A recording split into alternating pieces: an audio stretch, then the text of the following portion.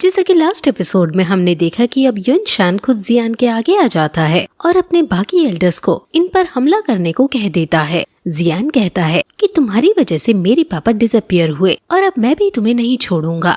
युनशान उसके ऑरा को देखकर समझ जाता है कि वो बहुत ज्यादा इम्प्रूव कर गया है और वो अपना डोमेन वहाँ छोड़ता है, जिससे आसपास जियान के सब मिरर हो जाता है और यानी इस डोमेन में जियान अकेला युनशान से लड़ेगा। वो जियान की तरफ आगे बढ़ने लगता है और जियान भी अपनी ग्रीन फायर से आर्मर क्रिएट करके युनशान पर हमला करता है और 3000 बोल्ट का यूज करके बहुत तेज स्पीड में उस पर हमला करने लगता है। युनशान उसकी स्पीड को देखकर इम्प्रेस है, लेकिन कहता है कि तुम इससे मुझे नहीं हरा सकते। जियान उस पर भारी पड़ रहा है और कॉम्बैट में जियान जीतता हुआ नजर आ रहा है। जियान अपनी पाम अटैक का यूज करता है और युनशान कहता है कि ये तो वही अटैक है जो तुमने 3 साल पहले यूज किया था, जिस पर जियान कहता है कि भले ही ये वही अटैक है, लेकिन देखो फिर भी तुम्हें परेशानी में डाल रहा है। जियान इस अटैक से उसके डिफेंस को तोड़ देता है और उसकी चेस्ट पर बहुत जोर से मुक्का मारता है, जिससे युनशान दूर जाकर पड़ता है। युनशान को इतनी चोट पहली बार लगी है। इस टाइम पीरियड में जियान का मुक्का उसकी चेस्ट पर छप गया है और युनशान इससे घबरा सा जाता है और कहता है कि तुम बहुत ताकतवर हो गए हो, लेकिन देखना यह है कि तुम इस पार को मेंटेन कर पाते हो या नहीं। वो अब गुस्से में अपने सारे ऑरा को निकालता है और उसके अंदर से बहुत सारी एनर्जी वेव्स निकलने लगती हैं और वो कहता है कि क्योंकि तुम अब मुझसे लड़ने के काबिल हो ही गए हो, इसलिए अब मैं तुम्हें असली फाइट दिखाऊंगा कि वो क्या होती है, एक असली दो जोंग क्या होता है। वही आइस एम्परर जो एल्डर से लड़ रहे थे, वो कहते हैं कि मैंने जियान से मना किया था कि वो अकेला युनशान से लड़ने ना जाए, अब पता नहीं उसका क्या होगा। जियान भी अपनी ग्रीन फ्लेम्स निकालता है और अब युनशान तुरंत उस पर हेड ऑन फाइट करने लगता है। उनकी फाइट इतनी ज्यादा इंटेंस है कि पत्थरों को तो वो चुटकी में काट दे रहे हैं। जियान अब तुरंत उन पर अटैक करता है और वहाँ तभी टीचर भी आ जाते हैं और वो साइड से उसको मार देते हैं और जियान को तभी मौका मिल जाता है और वो उसको नीचे फेंक देता है। युनशान बहुत बुरी तरह नीचे गिरता है और उसके मुंह से खून आने लगता है। अब टीचर सभी के सामने आ गए हैं और सभी को याओ चैन के बारे में पता लग गया है। यूजी भी सोच में पड़ जाती है कि क्या जियान पूरी यूनसेट को तबाह कर देगा। युनशान कहता है कि मैं समझ गया था कि ये स्ट्रेंथ तुम्हारे अंदर रहने वाली सोल बॉडी की है, जिस पर याओ लाओ अपना आइकॉनिक डायलॉग बोलता है कि अगर मैं अपने प्राइम स्टेट में होता तो एक ही हाथ से पूरे यूनसेट को तबाह कर सकता था। युनशान ये सुनकर चौंक जाता है क्योंकि टीचर असल में 2 से इनके 3 स्टार पर थे और अब उनकी पावर लेकिन 2 जोंग पर है और वो बहुत ज्यादा शक्तिशाली हैं। युनशान कहता है कि तुमने अब बाहर आने की हिम्मत कर ली है, लेकिन तुमसे निपटने के लिए पहले ही यहाँ कोई है। वहाँ फिर तुरंत वो सोल पीस का मिस्टीरियस मैन आ जाता है और सब सोच में पड़ जाते हैं कि आखिर ये कौन है। ये बहुत खतरनाक मौत का देवता लग रहा है। याओ लाओ कहता है कि तुमने सोल हॉल के मास्टर को अपने यहाँ रख रखा था। ये इतना शक्तिशाली है कि अपने प्राइम टाइम में भी याओ लाओ को इसे हराने में थोड़ी मेहनत लगी थी। वो कहता है कि अब वो जियान की और ज्यादा मदद नहीं कर पाएगा और अब वो इससे लड़ने जा रहा है। जियान कहता है कि तो फिर मैं युनशान से लड़ने जा रहा हूँ।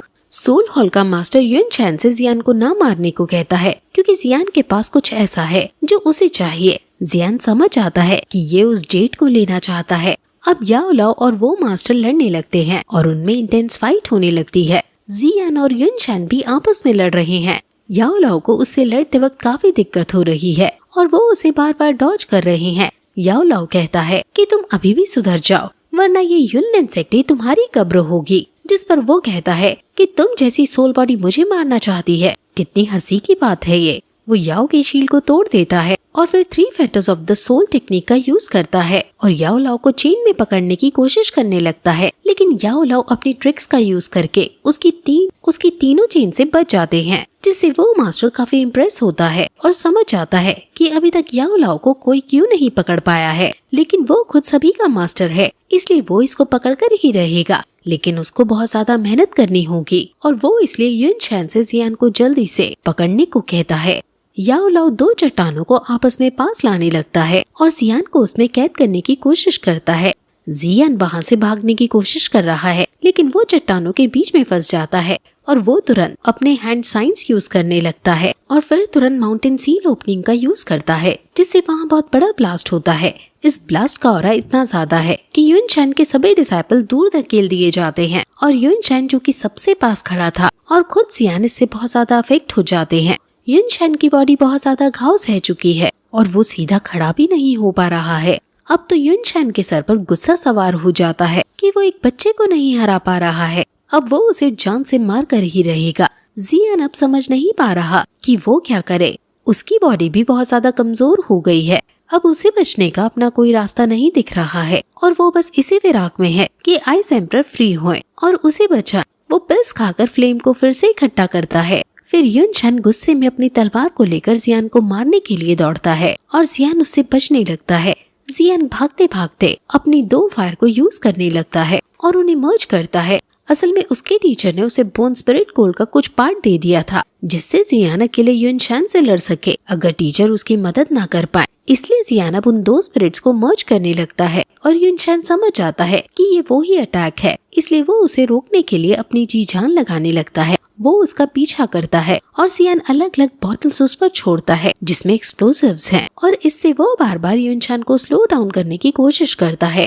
पहले एक्सप्लोसिव से बहुत ज्यादा धमाका होता है जिससे युनशान भी घायल हो जाता है और स्लो हो जाता है, लेकिन दूसरा एक्सप्लोसिव जियान करता ही नहीं, सिर्फ खाली बॉटल छोड़ देता है जिससे बचने के लिए युनशान अपनी एनर्जी लगा देता है और वो वेस्ट चली जाती है। इससे युनशान और ज्यादा गुस्से में उसका पीछा करता है और अब जियान बहुत सारे एक्सप्लोसिव्स एक साथ छोड़ देता है जिससे उसे अब फाइनली टाइम मिल जाता है और वो लोटस फायर बुद्धा हैंगर को बनाने लगता है और युनशान पर छोड़ देता है और फिर ये एपिसोड यहीं खत्म हो जाता है।